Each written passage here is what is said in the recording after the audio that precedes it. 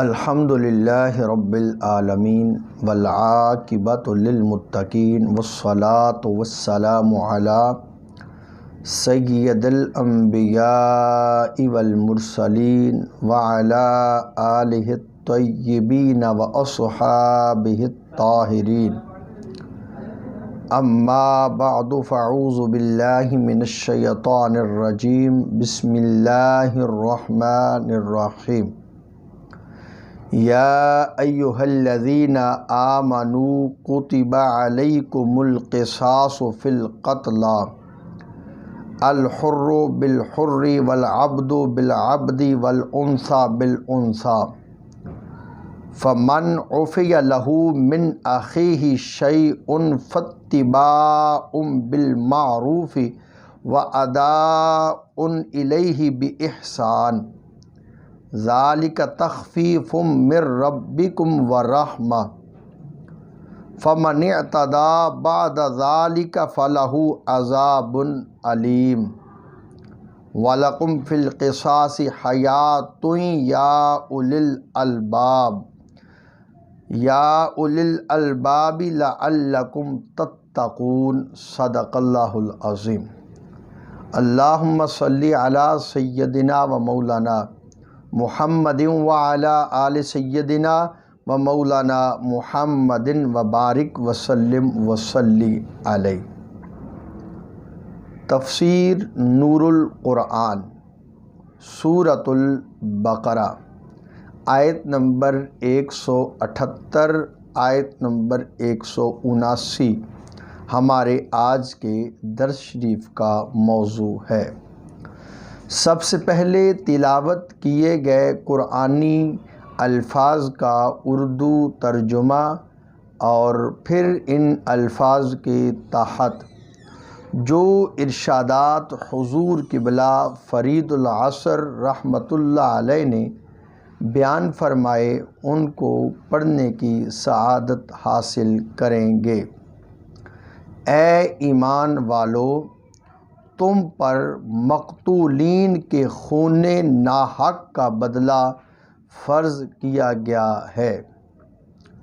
آزاد کے بدلے میں آزاد، غلام کے بدلہ میں غلام اور عورت کے بدلہ میں عورت، جس قاتل کے لیے اس کے بھائی کی طرف سے کچھ معاف کر دیا گیا ہو، اس کا یعنی اصول کے مطابق مطالبہ کیا جائے اور نیکی کے ساتھ اس کی ادائیگی کی جائے۔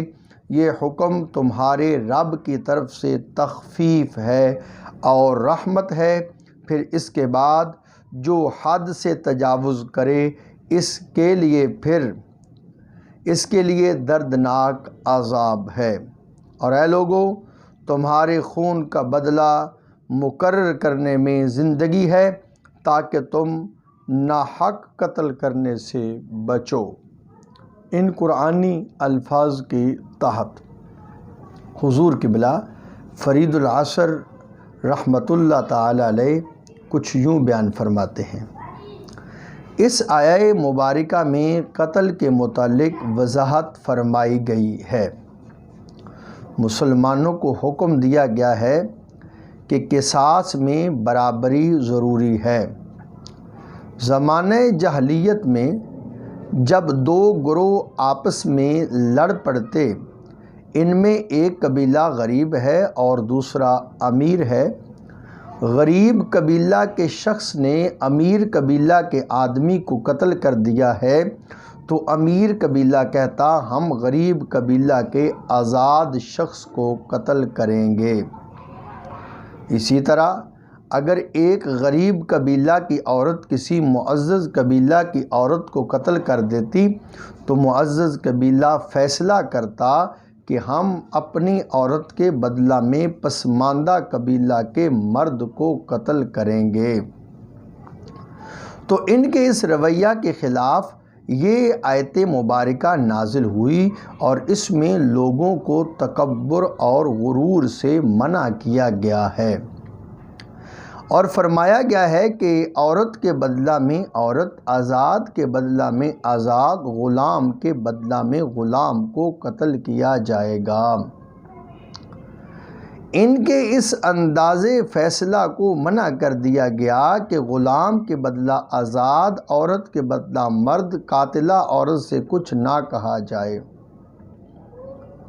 اور بیگناہ مرد کو اس کے بدلہ قتل کیا جائے، قاتل غلام کو تو نہ پوچھا جائے اور بے گناہ آزاد کو قتل کر دیا جائے۔ اس غیر اسلامی دستور پر صدیوں عمل رہا۔ عرب کے معزز و متکبر قبیلے اس ظالمانہ ضابطہ پر صدیوں عمل کرتے رہے۔ قرآن مقدس نے اس ظالمانہ دستور کو ختم کر دیا اور حکم دیا کہ اصل قاتل کو ہی قتل کیا جائے گا۔ یہ ایک مساوات کا درس ہے جو اسلام نے قوموں کو سکھایا۔ پھر اگر مقتول کے ورثاء میں سے کوئی بھی قاتل کو معاف کر دے تو دوسروں کو قصاص کا حق نہیں۔ اب یا تو وہ مال لیں یا شریعت کی طے کردہ دیت۔ پھر وارثین کو چاہیے کہ اس سے مطالبہ کریں اور قاتل آرام سے، امن سے مال ادا کر دے۔ یہ اللہ تعالیٰ کا تم پر کرم ہے کہ تمہیں یہ سہولت دے دیں، تمہیں یہ سہولتیں دے دیں، ورنہ پہلی قوموں میں ایسا نہ تھا، کسی میں قصاص کا حق تھا اور کسی میں معافی کا۔ اب جو شخص معافی کے بعد زیادتی کرے، قاتل مال ادا کرنے میں ڈھیل کرے یا وارث معافی دے کر جان لینا چاہے یا زیادہ مال مانگے تو اسے دردناک عذاب ہوگا۔ اسلام نے اس قانون قصاص میں ایک اہم تبدیلی بھی فرما دی کہ مقتول کے وارث قاتل سے صلح کرنا چاہیں تو خون بہا لے کر صلح کر سکتے ہیں۔ اس آیہ مبارکہ میں من اخیہ کے ارشاد میں انتہائی پیار و محبت کا درس ہے۔ قتل جیسا اہم واقعہ ہو جانے کے بعد بھائی کا لفظ فرمایا گیا، اگرچہ حالات بگڑ چکے ہیں اور دوریاں ہو چکی ہیں، تعلقات ختم ہو گئے ہیں، تاہم مسلمان بھائی تو ہے۔ انتہائی نامساعد حالات میں بھی شفقت و محبت کو اجاگر کیا جا رہا ہے۔ یہ بھی اشارہ مل رہا ہے کہ بندہ گناہ کرنے سے کافر نہیں ہوتا۔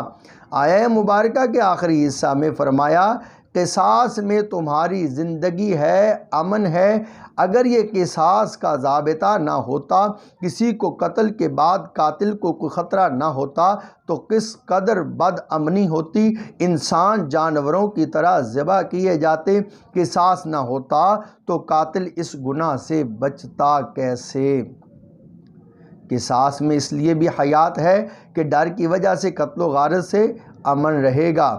قصاص میں اس لیے بھی حیات ہے کہ بدلے کے بعد مقتول کے وارث اپنی زندگی پر پرسکون گزار سکیں گے۔ دعا ہے اللہ تعالیٰ نور قرآن سے ہمیں اپنے سینوں کو منور کرنے کی توفیق عطا فرمائے۔ وصلی اللہ تعالیٰ علی حبیبہ سیدنا محمد وعلی آلہ واصحابہ بعدد خلقہ وبارک وسلم۔